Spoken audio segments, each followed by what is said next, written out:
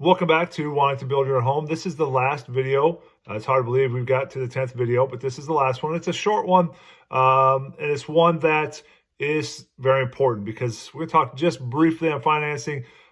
Different banks or credit unions have different policies, so you certainly would want to consult with one or multiple ones to make sure you get the best choice of products that or loans that work for you. If you have cash for the whole thing, it's not as big of an issue, but many people are going to have some type of financing. When you first start off, you're going to have the amount that the home is going to cost you. And then you're going to have to go to the bank or credit union and talk to them about getting a construction loan.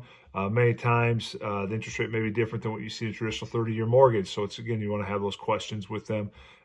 See if there's products that are available. If you get the construction loan with them and convert it to a traditional loan at the end of the process, if there's any discounts, those type of things, it's the time to ask questions. Many times you're going to have 20% down. So if it's $100,000, you'd have to have $20,000 down. $80,000 could be financed. Again, want to talk to banks and credit unions because these products are constantly changing when it comes to financing. But you're going to have a construction loan throughout the process. Once you get towards the end, they're going to send in their appraiser to appraise your home. It's one of the final steps there to make sure that what you built is worth the value of it. Again, different appraisers will have different opinions on the value, but hopefully it's going to appraise for what you had planned out budget-wise for getting your loan. Then when you get the loan, really converting over into the traditional loan really isn't that big of a deal, whether you're doing an ARM or you're doing a 30-year fixed or whatever it is you're doing.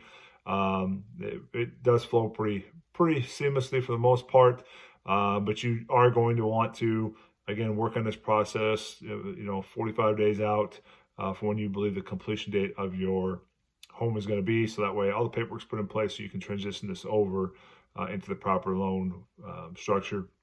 I'm not going to get into whether you should have an ARM or 30-year.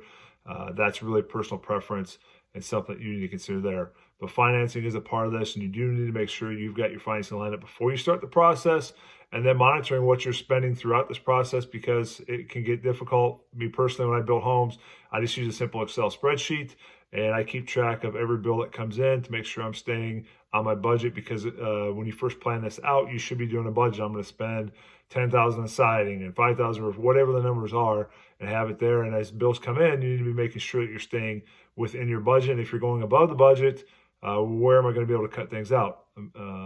Those are things that you're going to have to weigh out and consider.